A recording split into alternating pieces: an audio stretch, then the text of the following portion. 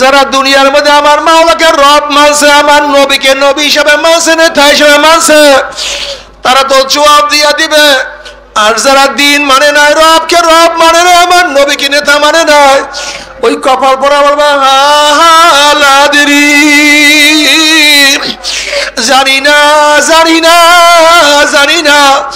অমনি আমার মালে ডাক দিয়ে খাজা বাহাদুর আমার দুশ্মন মিথ্যা কথা বলছে, এ কবরের মাটি চাপ দে। অমনি কবরের দুই পাশের মাটি এত জোরে চাপ মারবে, চাপের সরে এক পাঁচরে হাঁটি আর এক পাঁচরে লাগাইয়া ফলাইবে। আল্লাহ তুমি আমাদের সবাইকে ক্ষমা করিয়া দাও। আল্লাহ পাক রব্বুল আলামিন আপনাকে আমাকে দুনিয়ার সমস্ত ফিতনা ফাসাদ থেকে পরিত্রাণ দিয়ে কোরআন ও হাদিসের মজলিস, আলেম ওলামা, মুমিন মুত্তাকিন, জাকিরিন শাকিরিনদের গুরুত্বপূর্ণ এক দামি মজলিসে আসার, বসার, বলা, শোনার তৌফিক আল্লাহ দান করছেন। শুকরিয়া তান সবাই বলে আলহামদুলিল্লাহ। দীর্ঘদিন পর্যন্ত বিভিন্ন কায়দায় আপনাদের দাঁড়ে দাঁড়ে কানে কানে মাহফিলের দাওয়াত পৌঁছাবার চেষ্টা করা হয়েছে। অনেক লোকের অনেক সুযোগ সুবিধা থাকা সত্ত্বেও তারা মাহফিলে আসতে পারে নাই।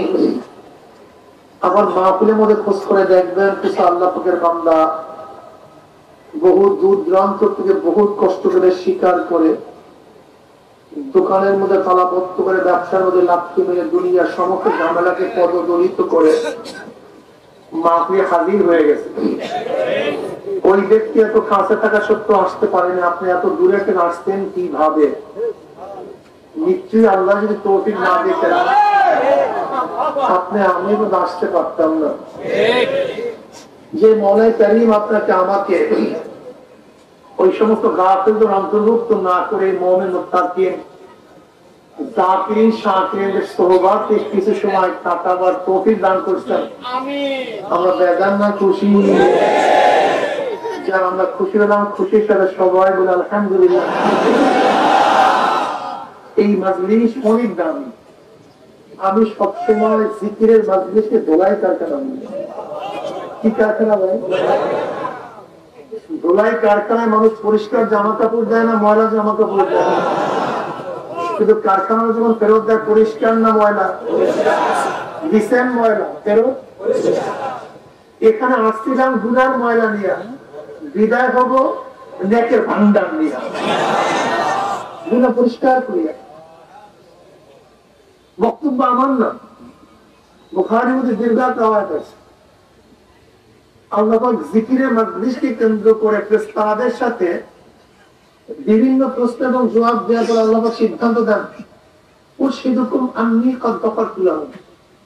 ফেরেশতারা সাক্ষী দেয় গোটা মাজলিসের বান্দাদের গুনাহ আমি সব মাফ করে দিই। অন্য রাওয়ায়াতের মধ্যে আছে মা মিন কওমিন ইসতামাউ রাসূলুল্লাহ তাআলা লা ইয়াবিদুনা বিযালিকা ইল্লা ওয়াজহাহু ইল্লা নাদাহুম মুনাদিন মিনাস সামাই আন কুনু মাগফুরান লাকুম ক্বাদ বুদ্দিলাত সাইয়্যাতুহুম হাসানাত। অন্য রাওয়ায়াতের মধ্যে আছে শুধু গুনাহ কাটা মাফি নয়, আল্লাহ পাক সমস্ত গুনাহকে নেকের দ্বারা পরিবর্তন করে দিবেন। মাজলিস অনেক দামি, অনেক গুরুত্বপূর্ণ। আমি সংক্ষিপ্ত কিছু আলোচনা করব, খুব খেয়ালের সাথে কথাগুলি শোনা চাই। যদি যৌক্তিক হয়, দালাইলিক হয় গ্রহণ করবেন, আর যদি অযৌক্তিক হয়, শরীয়তের খেলাফ হয়, প্রত্যাখ্যান করবেন। রাজি আছেন ইনশাআল্লাহ? আল্লাহ আমাদের সবাইকে হক বোঝার, হকভাবে চলার তৌফিক দান করেন। আমি যে আয়াতের তেলাওয়াত করছি, আল্লাহ পাক রব্বুল আলামিন এই আয়াতের মধ্যে নবী আলাইহিস সালাতু ওয়াস সালাম কেন প্রেরণ করছেন তার কিছু উদ্দেশ্যের কথা এখানে বলেছেন। ওয়াল্লাযী আরসালা রাসূলাহু বিল হুদা ওয়া দীনিল হক লিইয়ুযহিরাহু আলা দ্বীনি কুল্লি। যেন তার দ্বীন সমস্ত দ্বীনের উপরে বিজয় অর্জন করতে পারে। বুঝাতে পারিনি? কার দিন? জনাব মুহাম্মদ রাসূলুল্লাহ সাল্লাল্লাহু আলাইহি ওয়াসাল্লাম যে দ্বীন নিয়ে আসছেন, সেই দ্বীন যেন সমস্ত দ্বীনের উপরে বিজয় অর্জন করতে পারে, বিজয় লাভ করতে পারে, বিজয় হয়। কি বুঝলাম? নবী যে দ্বীন নিয়ে আসছেন তাকেও দ্বীন বলা হয়েছে, নবীর বাহিরে যে ধর্ম তাকেও দ্বীন বলা হয়েছে। দ্বীন একটা এমন শব্দ যে দ্বীনের মধ্যে দিন বার হক, দিন বার বাতিল উভয় শামিল। বুঝাতে পারি নাই? দ্বীন এমন একটা শব্দ যা বাতিল দিনকেও বুঝায়, হক দিনকেও বুঝায়। এক কথায় হক ধর্মকেও বুঝায়, বাতিল ধর্মকেও বুঝায়। যেমন লাকুম দীনুকুম ওয়ালিয়া দিন, তোমাদের জন্য তোমাদের দিন, আমাদের জন্য। এখানে আমাদের ব্যাপারে দিন শব্দ ব্যবহৃত হয়েছে। ইসলামের বাহিরে যে দিনগুলি আসছে সেই দিনগুলিকেও দিনই বলা হয়েছে। লাকুম দীনুকুম ওয়ালিয়া দিন। আমরা কি বলতে পারি? দিন একটা ব্যাপক শব্দ। কি শব্দ? জোরে বলেন। কি শব্দ? যার মধ্যে দিন বার হক, দিন বার বাতিল, যার মধ্যে হক দিনও আছে, বাতিল। এখন সমস্ত বাতিল ধর্ম এবং দিন মতবাদের উপরে নবী আলাইহিস সালাতু ওয়াস সালামের দিন মতবাদ কি হবে? বিজয় হবে। মাশাআল্লাহ। এখন মতবাদটা কি, দিনটা কি, দিন জিনিসটা কি? দিনের ব্যাখ্যা আমরা বলি ধর্ম। আসলে দিনের ব্যাখ্যা শুধু ধর্ম দিয়ে প্রকাশ করা খুবই কঠিন। ধর্ম মানে, ধর্ম কাকে বলা হয়? কিসের থেকে ধর্মের উৎপত্তি? ধারণ থেকে ধর্ম। বলেন, ধারণ থেকে ধর্মের উৎপত্তি। অর্থাৎ যে যেই জিনিস ধারণ করে ওই অনুযায়ী তাকে ধার্মিক বলা হয়। ধারণ থেকে। এই ধারণটা কি? একটা আদর্শ, একটা মত, একটা নীতি, একটা পদ্ধতি। অর্থাৎ যে যেই নীতি ও পদ্ধতি ধারণ করে সেই অনুযায়ী তাকে সেই ধার্মিক বলা হয়। উদাহরণস্বরূপ আপনার সাথে একজন মুসলমানের সাথে যখন দেখা হয় তখন সে কোন পদ্ধতি, কোন নীতি, কোন আদর্শ গ্রহণ করে? জোরে বলেন। যখনই বলে আসসালামু আলাইকুম, অপরজন কি জবাব দিছে? আচ্ছা, একজন হিন্দুদের সাথে যখন দেখা হয় তখন কি বলে? কি বলে? আদাব, নমস্কার, নমস্তে। তাহলে দেখেন, দুইজন মানুষ যখন দেখা হয়, একজনের আদর্শ ব্যবহার করছে, নীতি ব্যবহার করছে আসসালামু আলাইকুম। একই মানুষ যখন দেখা হয় তখন আদর্শ ব্যবহার করছে আদাব, নমস্তে, নমস্কার। তাহলে যে ব্যক্তি নমস্কার, নমস্তে, আদাব ব্যবহার করে এই নীতি যে গ্রহণ করছে, আমরা তাকে কি বলছি? হিন্দু। নাকি না? হিন্দু মানে অন্ধ, কানা, বহেরা, খাটো, বিকলাঙ্গ। হিন্দু বললেন কেন? একদিন চিন্তা করেন না। সমস্যা এখানে, আমাদের মূল সমস্যা কি করতেছি আমরা নিজেই জানি না। আমাদের মূল সমস্যা এই, দুইজন ব্যক্তি হোটেলে গেছেন, একজন হিন্দু, একজন মুসলমান। আমি বললাম ভাই পানি দেন, আরেকজনে বলল ভাই জল দেন। আপনি কিন্তু কাউকে চিনেন না, আপনি কাউকে চেনেন না। কিন্তু আমি যদি এখানে প্রশ্ন করি, ভাই যে ব্যক্তি বলছে পানি দেন আর যে ব্যক্তি বলছে জল দেন, আপনি কি বলবেন কাকে? একজন। কি বুঝলেন? চেহারার নাম হিন্দু না, মুসলমানের চেহারার নাম মুসলমান। বুঝাতে পারিনি কথাটা, মনে হয় পুরো বুঝাতে পারিনি। বুঝাতে পারতেছি নাকি? ও মাশাআল্লাহ, তো ভালো বুঝেন। বুঝবেন না মানে বুঝার তো চেষ্টা করতেই হবে। না বুঝলে সমস্যা, বুঝলে আর সমস্যা নেই। এই আমাদের সাথে যত বিরূপ দেখতেছেন, মতানৈক্য দেখতেছেন, কিন্তু সব কিন্তু বুঝের অভাব, অন্য স্বভাব নেই। সবকিছু কিসের অভাব ভাই? বুঝেন আবার, বুঝলে সহজ, না বুঝলে কঠিন। আচ্ছা বলেন তো, মুসলমানরা বিবাহ করে, হিন্দুরা বিবাহ করে, বিবাহ পদ্ধতি এক, ঠিক আছে না ভাই?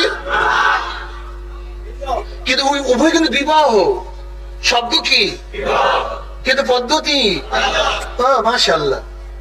তাহলে যেই ব্যক্তি হিন্দু পদ্ধতি গ্রহণ করছে, আদর্শ গ্রহণ করছে, নীতি গ্রহণ করছে, সেই অনুযায়ী আমি তাকে বললাম হিন্দু ধার্মিক। না ভুল বললাম?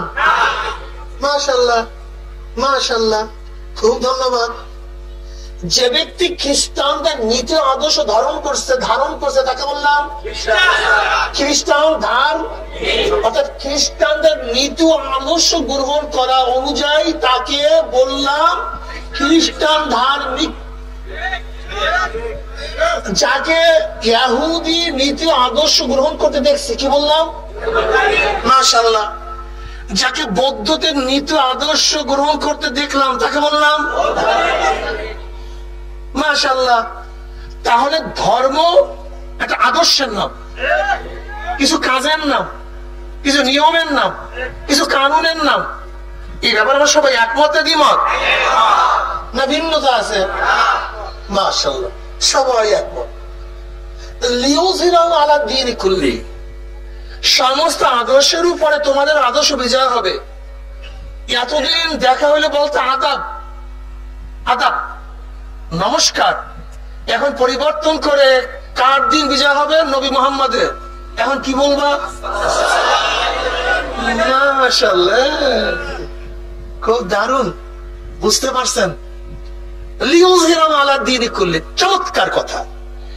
এতদিন প্রসাব পায়খানায় ঢুকছে ডাইন পাও দিয়া, এখন নবী মুহাম্মাদের আদর্শ বিজয় হবে, ঢুকবা? দেখছেন কত আমার চেয়ে ভালো লোকেরা, আমার চেয়ে চমৎকার লোক, আমার চেয়ে ভালো বুঝে। এতদিন পায়খানা প্রসাব থেকে বের হওয়ার সময় বাম পাও দিয়ে বের হইছো, এখন বের হবা? এতদিন জুতা পরছো, আগে বাম পাও। লিউযিরাহু আলা দীনি কুল্লি, প্রত্যেকটা আদর্শ নীতি আগে যা ছিল তা বাদ। জনাব মুহাম্মদ রাসূলুল্লাহ সাল্লাল্লাহু আলাইহি ওয়াসাল্লাম যে নীতি আদর্শ নিয়ে আসছে, সেই নীতি আদর্শ প্রত্যেকটা নীতি আদর্শের উপর লিউযিরাহু আলা দীনি কুল্লি, যেহেতু কোন শব্দ ব্যবহার করা হয়েছে এখানে, ছোট বড় কোন আদর্শ বাদ নাই। ছোট বড় যা কিছু আছে সমস্ত নীতি আদর্শের উপরে আমার নবীর আদর্শ। একসাথে বলতে পারেন নাই কিন্তু। এতদিন চুল ছাড়ছেন হলিউড বলিউডের বড় বড় শয়তান নায়কদের অনুযায়ী, এখন চুল হবে কোন অনুযায়ী? মাশাআল্লাহ, ভালো। এতদিন দাড়ি ছাড়ছেন কাটছেন ফ্রান্স কাট অনুযায়ী, এখন দাড়ি হবে দেখছেন মেলছে কিভাবে? দেখ ওই যারা বলে এইটার মধ্যে নাই, ওইটার মধ্যে নাই ইসলাম, এইটার মধ্যে নাই, এইটার মধ্যে দাড়ির মধ্যে ইসলাম নেই, টিভির মধ্যে ইসলাম নেই, জামার মধ্যে ইসলাম নেই, এখন দেখেন কোন কোন ইসলাম আছে। এতদিন ধুতি পরছেন, এখন সুন্নতে জামা পড়তে হবে। এতদিন উলুধ্বনি দিচ্ছেন, এখন জিকির আজকার করতে হবে। এতদিন মূর্তির সামনে মাথা নত করছেন, এখন আল্লাহর সামনে মাথাকে ঝুঁকাতে হবে। এতদিন আল্লাহর বাইরে সবাইকে বড় বড় করছেন, এখন আল্লাহু আকবারের ধ্বনি দিতে হবে। নারায়ে তাকবীর। আর কেউ বড় না, বড় সব শেষ। বড়ত্ব সব, বড়ত্ব সব শেষ। এখন বড়ত্ব কার? আল্লাহু আকবার আলা কুল্লি শাই। আল্লাহু আকবার আলা কুল্লি শাই। আমার মাওলা সবচেয়ে সব দিক থেকে বড়। এখন ধনী হবে কি? মাউসুদুল আকবার হবে না।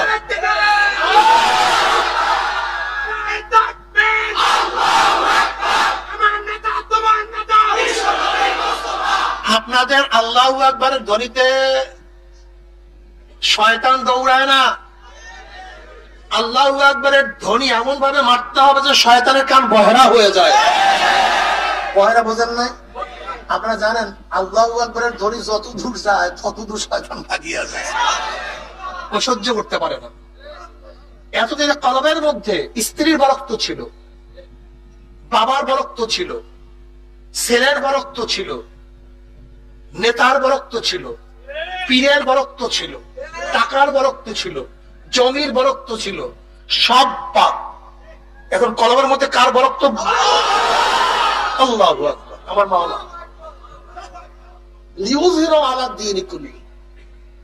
দেখেন আমরা কি বলি, লা ইলাহা বলেন, সামনে যান না, এই পর্যন্ত যান। লা নাই কোন ইলাহ, কোন ইলাহ নাই। ইলাহ এমন একটা শব্দ যে শব্দের মধ্যে ইলাহ আবার হক, ইলাহ আবার বাতিল। যে ইলাহের মধ্যে হক ইলাহ আছে, জোরে বলেন। বাতিল ইলাহ কি কি জানেন? কালী, দেবী, রাধা, কৃষ্ণ, হরে, রাম, এগুলো সব বাতিল ইলাহ। বুঝাতে পারি নাই? শুধু এগুলি বাতিল ইলাহ না, আল্লাহ পাক হাওয়াই নফসকেও ইলাহ বলছেন। আর রাআইতান মানিত্তাখাযা ইলাহু হাওয়াহু, যারা হাওয়াই নফসকে ইলাহ মনে করে, নফস যা বলে সেইটাই করে, আল্লাহ যা বলে সেইটা ছাড়ে। এখানে প্রধানত কাকে? নফসকে। এই জন্য আল্লাহ পাক ইলাহ বলছে নফসকে। ইলাহ ওই জিনিস যার কথা মালিকের কথা গোলাম মানে। কি কথা ঠিক না? মালিকের কথা। ইলাহ মালিক কি মালিক না? ইলাহ মালিক কি মালিক না? আল্লাহ পাকের এক সেবক কি মালিক না? তিনি আমাদের কি মালিক। আর মালিকের অধীনস্থ কি হয়? তাই গোলাম কার কথা মানে? ইলাহ মালিক কি মালিক না? যখন তুমি ইলার কথা না মানিয়া নফসের কথা মানছো, তাহলে তোমার মালিক কে হয়ে যায়? এখন ইলাহ তোমার কে? তোমার নফস ইলাহ হয়ে যায়। এজন্য আল্লাহ পাক বলেন, আর রাআইতান মানিত্তাখাযা ইলাহু হাওয়াহু, যারা হাওয়াই নফসকে ইলাহ মানে, তার মানিটা কি? আল্লাহর বাইরে কার কথা, নফসের কথা মানা। নফস যা বলবে, দাড়ি কাটো, দাড়ি কাটো, তুমি নফস ইলাহ বানাইছো, আল্লাহ কি ইলাহ বানাও নাই। নফস বসে বেপরদা চলতে, তুমি পর্দা চলতে আছো। তুমি নফস কি ইলাহ বানাইছো, আল্লাহ কি ইলাহ বানাও নাই। আল্লাহ বসে খবরদার, ইনিল হুকমে ইল্লা লিল্লাহ, ইনিল হুকমে ইল্লা লিল্লাহ। শোন, আসমান বানাইছি আমি, জমিন বানাইছি আমি, সূর্যের স্রষ্টাকে, চন্দ্র স্রষ্টাকে, বাতাসের স্রষ্টাকে, পানির স্রষ্টাকে, তোমার চোখের স্রষ্টাকে, কানের স্রষ্টাকে, সব কিছুর স্রষ্টাকে। স্রষ্টাকার, সব সৃষ্টিকার, আইন চলবে কার? আল্লাহ। ইনিল হুকমে ইল্লা লিল্লাহ। যেহেতু সব আমার, আইনও আমার, সব আইনও। তা তুমি বলছো না আল্লাহর আইন না, তা ইলাহ বানাইছো কাকে? তা তোমার কলেমা ঠিক নেই। তোমার কলেমা কারণ কি? তুমি পড়তে বলছো লা ইলাহা, নফস নাই, রাধা, কথা বলেন না কেন?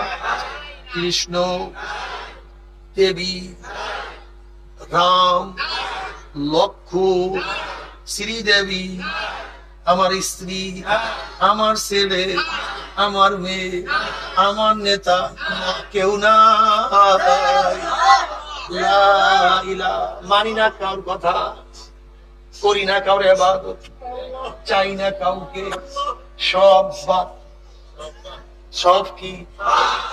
রং লাগাবার আগে জিয়াকে পরিষ্কার করতে হয়, দুধ ঢালার আগে পাত্রকে পবিত্র করতে হয়, কলেমা রাখার আগে, কোন জিনিস রাখার আগে পাত্রকে পবিত্র না করলে রাখা যায় না।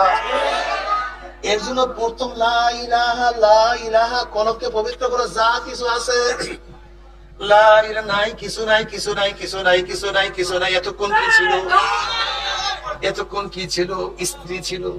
কার কথা মানতাম? যার কথা মানে তাকে কি বলা হয়? কথা বুঝেন না এতক্ষণ? যার কথা মানে তাকে কি বলা হয়? কার কথা মানতাম? স্ত্রী। আমার কলবে কে ছিল? নাই, স্ত্রী বা মানতাম কার কথা? ছেলের কথা বা মানতাম কার কথা? বাবার কথা। তা নিয়ে আবারই করো, ফলাইয়া দাও। মানতাম ব্যবসার কথা, ব্যবসা যেখানে আছে সেখানে আমি আছি, আল্লাহ যেখানে আছে সেখানে নাই। আমার দোকানকে বড় মনে করতাম, দোকান ছাড়া আমি বাঁচতে পারতাম না, বাড়ি কোনো দোকানকে। আসলে কলেমা জানি না তো, সমস্যা এই নদী কলেমা আমরাও পড়ি, আবু জাহেল পড়ে নাই কেন? নিজে কিছু করার কোনো সুযোগই তো নেই, করার কোনো সুযোগ নেই, বুঝাতে পারিনি। তুমি এক অফিসে ঢুকবা, শর্ত দিছে এইটা পারবে না, এইটা পারবে না, এইটা পারবে না, এইটা পারবে না, এইটা পারবে না, এইটা পারবে না, এইটা পারবে না, এইটা পারবে না, এইটা পারবে না, এইটা পারবে না, এইটা করতে হবে, এইটা করতে হবে, এইটা করতে হবে, এইটা করতে হবে, এইটা করতে হবে। এরপর দস্তখত করছে। বলো তো, যে দস্তখত করছে বাইরে করার কোন সুযোগ আছে? যদি করো লা ইলাহা, ওই পর্যন্ত লেখেন লা ইলাহা নাই, কাউর কথা মানি না, কাউকে ইলাহ মানি না, কাউকে রব মানি না, কাউকে মালিক মানি না, সুস্থ দাদা কাউকে মানি না, রেজেক দাতা কাউকে মানি না, ক্ষমতার মালিক কাউকে মানি না, আসমানের মালিক কাউকে মানি না, জমিনের মালিক কাউকে মানি না, শান্তি দেয়ার মালিক কাউকে মানি না, অসুস্থ করার মালিক আমি কাউকে মানি না, মরার মালিক কাউকে মানি না, বাঁচাবার মালিকও কাউকে মানি না, হেদায়েতের মালিকও কাউকে মানি না, জান্নাতের দেয়ার মালিক কাউকে মানি না, জাহান্নাম থেকে বাঁচাবার মালিক কাউকে মানি না। কাকে মানি? আগে সাফ করো, লা ইলাহা নাই, নাই কেউ নাই, কেউ নাই, কলব খালি। কলব কি করছে? পরিষ্কার, ঘষা মাজা শেষ, পাত্র পরিষ্কার। এখন কি করে? কি রাখো? জোরে বলো ইল্লাল্লাহ, একমাত্র, একমাত্র। তাহলে লা ইলাহা মাকসাদ না, আমার মূল মাকসাদ হলো ইল্লাল্লাহ। এই যে অনেক সময় বলে না হুজুর ইল্লাল্লাহ ইল্লাল্লাহ করেন কেন? আসলে তরিকাত পন্থীরা সবসময় মাকসাদের দিকে খেয়াল করে, তরিকাত পন্থীরা সবসময় উদ্দেশ্যের দিকে খেয়াল করে। এর জন্য যখন লা ইলাহা বললাম, আমার নফস আমাকে বারবার বলছে না কিছু আছে, তখনই বললাম ইল্লাল্লাহ কিছু নেই, আল্লাহই আছে। ইল্লাল্লাহ কে আছে? আল্লাহ। তাকে ইল্লাল্লাহ, আল্লাহ। যখন লা ইলাহা বললা, এখন নিজের মত নাই, নিজের কোন দর্শন নাই, নিজের কোন বক্তব্য নাই। বক্তব্য কার থাকবে? দর্শন কার থাকবে? আল্লাহ, আল্লাহ রসুল যা কিছু বলছে, যা কিছু করার জন্য বলছে, যা কিছু নিষেধ করছে, মা আতাকুমুর রাসূলু ফাখুযুহু ওয়া মা নাহাকুম আনহু ফান্তাহু। যাহা কিছু নিয়ে আসছেন ধরে বসো, যাহার থেকে নিষেধ করছেন ছাড়িয়া দাও। জোরে বলেন। এবার নফসের মালিককে, রুহের মালিককে, জীবনের মালিককে, রক্তের মালিককে। মুখে বললেন না, রক্তের মালিককে, জীবনের মালিককে, সবাই অন্তরে বলছেন। আল্লাহ যদি জীবন চায়,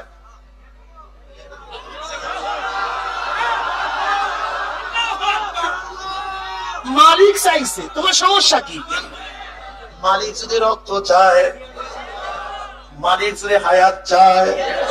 হ্যাঁ শোনো, এক সাহাবীর দুইটা সন্তান, এক সাহাবীর দুইটা সন্তান, দুইটা সন্তান একই সাথে মারা গেছে। স্ত্রী ঘরে, স্বামী বাহিরে।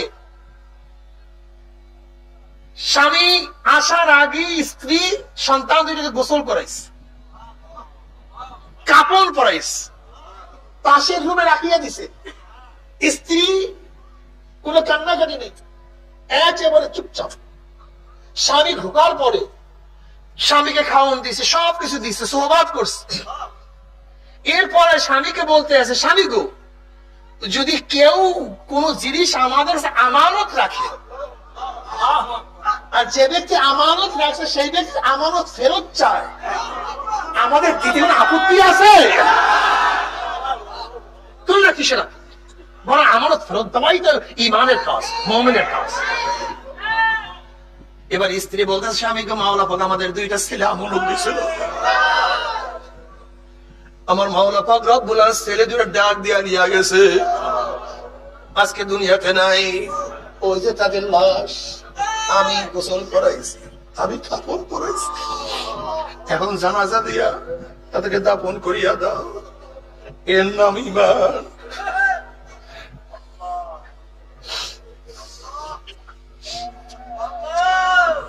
আমার বাবারা,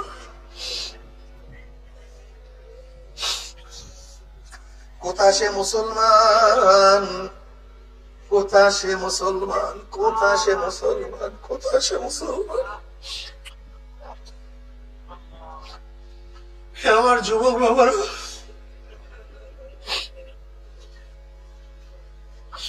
আল্লাহ তুমি আমাদের ঈমানকে মজবুত করিয়া দাও। তবে আর একটা কথা মনে রাখতে হবে, আল্লাহ পাক রব্বুল আলামিন যে দুনিয়ার মুহাব্বত দান করছে, এই মুহাব্বত খারাপ না। বাচ্চা ইন্তেকাল করলে চোখের পানি পড়া সুন্নাত, কেউ ইন্তেকাল করলে চোখের পানি পড়া সুন্নাত। আমার নবী আলাইহিস সালাতু ওয়াস সালাম চোখের পানি পড়ছে, সাহাবারা মারা গেল, তার আতরাফ সাহাবারা মারা গেল, নবীর চোখের পানি পড়ছে। কিন্তু এটা হলো ভিন্ন দরজা। আবার ভাবিও না যে হুজুর কান্নাকাটি করলে এটা মনে হয় সুন্নতের খেলাফ, না, ওটা ভিন্ন স্টেজ।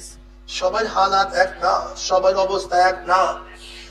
কিন্তু মনে রাখতে হবে, খবরদার অস্থির হওয়া যাবে না।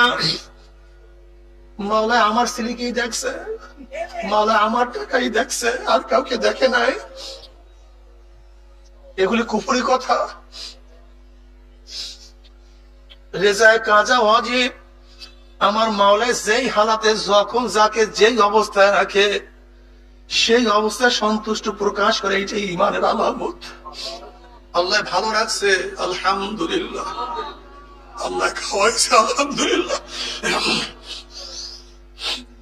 আল্লাহ আজকে খানা দেয় না, আলহামদুলিল্লাহ। আল্লাহ 20 তলা বিল্ডিং দিছে, আলহামদুলিল্লাহ। আল্লাহ গাছতলায় রাখছে, আলহামদুলিল্লাহ। আল্লাহ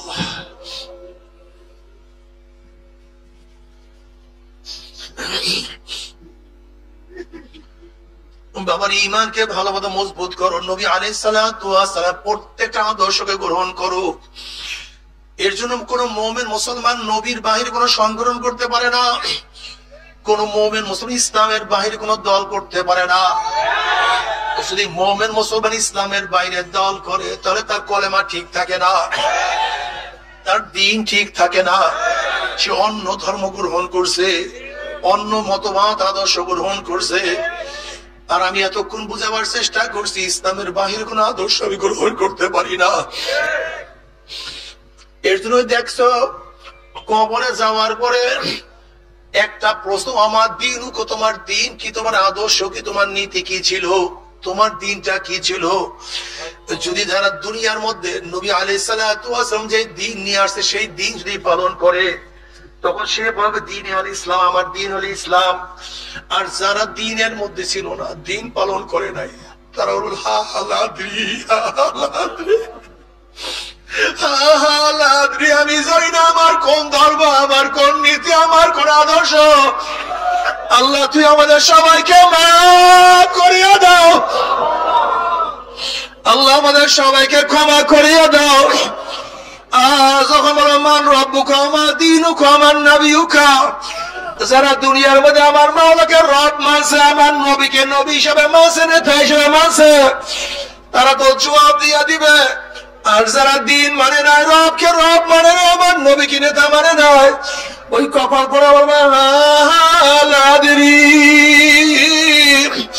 জানি না, জানি না, জানি না। অমনি আমার মায়ের ডাক খাজা বাহাদুরুল্লাহ আমার দুশ্মন মিথ্যা কথা বলছে, এ কবরের মাটি চাপ দে। অমনি কবরের দুই পাশের মাটি এত জোরে চাপ মারবে, চাপের সরে এক পাঁচরে হাঁটি আর এক পাঁচরে লাগাইয়া ভালাইবে। আল্লাহ তুই আমাদের সবাইকে ক্ষমা করিয়া দাও, আল্লাহ তুই আমাদের সবাইকে মাফ করিয়া দাও। এই ফেরেশতারা কবরের মধ্যে আগুন ধরাইয়া দে, অমনি কবরটা আগুনে ভরিয়া যাবে। হে সাপ জড়াইয়া ধর। অমনি 99টা সাপ নাফরমানকে প্যাঁচ মারবে। আল্লাহ তুই আমাদের সবাইকে ক্ষমা করিয়া দাও। কিয়ামতের ময়দানে নাফরমান উঠবে, আমলনামা বাম হাতে পড়িয়া যাবে, বাম হাত সিনা ফাড়িয়া পিছনে চলিয়া যাবে।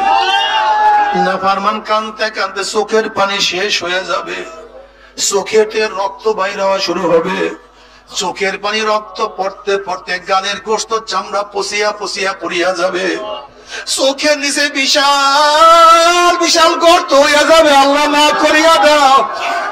লক্ষ লক্ষ লক্ষ লক্ষ ফুটা পানি পড়বে, কোন লাভ নাই, কোন উপকার হবে না। আর নবী আলাইহিস সালাতু ওয়াস সালাম ফরমান, মান বাকা মিন খাশিয়াতিল্লাহি হারামাল্লাহু তিলকা লাইনা আলান নার। যদি দুনিয়ার মধ্যে আমার মাওলার ভয়ে জাহান্নামে এক ফোঁটা চোখের পানি ফেলাইতে পারো, আমার মাওলা পাক রব্বুল আলামিন চোখের উপরে জাহান্নামের হারাম করিয়া দিবে। আল্লাহ তুমি আমাদের সবার চোখের পানি কবুল করিয়া দাও। বাবারে দিনের মধ্যে কি যে মজা, কি যে মজা, ওই মজা তো কেউ কাউকে বুঝাতে পারবো না। আল্লাহ আল্লাহ তুমি আমাদের সবাইকে কবুল করিয়া নাও। সুন্নাত মোতাবেক চলাফেরা করলে আমার নবী তোমাকে আমাকে সুপারিশ করিয়া জান্নাতে নিয়ে যাবে। অন্য হাদিসের মধ্যে আছে নবী আলাইহিস সালাতু ওয়াস সালাম ফরমান, মান দাইয়া সুন্নতি হুররিমাত আলাইহি শাফাআতি, যে আমার সুন্নাতকে মানলো না, আমার সুন্নাতকে জায় করিয়া দিল, ওর উপরে আমার শাফাআত সম্পূর্ণ হারাম হইয়া যাবে। আল্লাহ মাফ করিয়া দাও, আল্লাহ ক্ষমা করিয়া দাও। বাবারে সুন্নাত অনুযায়ী চলো, সুন্নাত ছাড়িও না। সুন্নাত ছাড়লে আমার নবীর শাফাআত পাবা। আল্লাহ তুমি কবুল করিয়া দাও।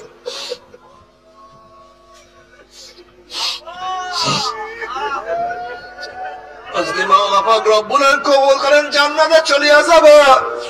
জান্নাতের মধ্যে কি যে মজা, কি যে মজা, কি যে মজা।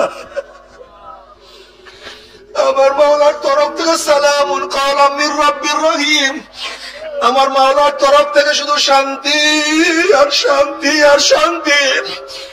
আর আল্লাহ না করো তুই জাহান্নামে চলিয়া যাও, শুধু অশান্তি আর অশান্তি। এত কষ্ট। জাহান্নামের লোকদের শরীরের মধ্যে জামা পরাইয়া দেওয়া হবে। ওই জামা কোন উলের জামা না, কোন সুতির কাপড়ের জামা না, ওই জামাটা হবে জাহান্নামের আগুনের জামা। যখন জাহান্নামের আগুনের জামা পরাইয়া দেওয়া হবে, শরীরের সাথে সেট হয়ে যাবে। নাফরমান দুই হাত দিয়া জামা খোলার চেষ্টা করবে, সেরার চেষ্টা করবে, ব্যর্থ চেষ্টা, পারবে না, ছিঁড়তেও পারবে না, খুলতেও পারবে না, সহ্য করতে পারবে না। জাহান্নামের আগুনের জামা শরীরের চামড়া গোশত সব পরাইয়া সরকার করিয়া ফেলাইবে। আল্লাহ তুই আমাদের সবাইকে মাফ করিয়া দাও। তবে মুমিন মুসলমান বলতে সবাই মনে চায় গুনাহ থেকে ফিরিয়া না কামল করিয়া মাওলার জান্নাত সবাই যাইতে মনে চায়। গুনাহ নিয়া মাওলার জাহান্নামে কাউরে কিন্তু যাইতে মনে চায় না। কিন্তু কেনই বা না কামল করতে পারি না, কেনই বা গুনার কাম ছাড়তে পারি না? এর মূল কারণ আপনার এবং আমার পিছনে নফস এবং শয়তান লাগিয়ে রয়েছে। এই নফস এবং শয়তান থেকে ফেরার জন্য যে কোনো একজন হত্যানি আল্লাহ নবীর হাতে হাত দিতে হবে রে বাবা। খবরদার, বর্তমান জমানায় পীর মুরিদের নামে ভেজাল, ব্যবসা, দলাদলি, হিংসা, হাসাদে পরিণত হয়ে গেছে। সমস্ত আল্লাহর একমত যে পীরের 5 জন মুরিদের মধ্যে কমপক্ষে 3 জনকে দেখবা আলহামদুলিল্লাহ সুন্নাত এবং আমল আকলাক মজবুত হয়ে যাইতে আছে, গুনার কাম ছাড়তে আছে, নেকের আমল ধরতে আছে, কলব নরম হইয়া চোখে পানি আসতে আছে। বৃক্ষতার নাম কি, ফলে পরিচয়। আমি চরমুনাই বুঝি না, চরমুনের দাওয়াত, প্রশংসা, প্রচার প্রসার করার জন্য আসিনি রে বাবা। চরমনায় যাওয়ার তোমার কোনো দরকার নাই, কোনো দরকার নাই, কোনো দরকার নাই। তুমি যার কাছে গিয়া পারো গুনার কাম সারো, নেকের আমল ধরো, কলম নরম করিয়া চোখে পানি নিয়া মাওলার কবরে যাইও। যেরকম দুনিয়ার ঘরে আগুন লাগলে পানি ছাড়া নিভানো যায় না, ঠিক তদ্রুপ তোমার এবং আমার গুনার দ্বারা যে জাহান্নামের আগুন জ্বলিয়া রইছে, চোখের পানিও ছাড়া কিন্তু জাহান্নামের আগুন নিভানো সম্ভব না। কাজে আমার জন্য দোয়া চাই, আমিও দোয়া করি, সবাই সবার জন্য প্রাণ খুলিয়া দোয়া করো, যেন কিয়ামতের ময়দানে গলাগলি বাঁধিয়া মাওলা একসাথে জান্নাত যাওয়ার তৌফিক দিয়া দেন। আল্লাহুম্মা আমিন। ও আমার পর্দার মা বোনেরা, দুই হাত তুলিয়া মাওলার দরবারে কান্দো আর মাওলার কাছে মাপ চাই। কান্না না আসলে মনের বছরে মন একদিন এই গণের দরজা দিয়ে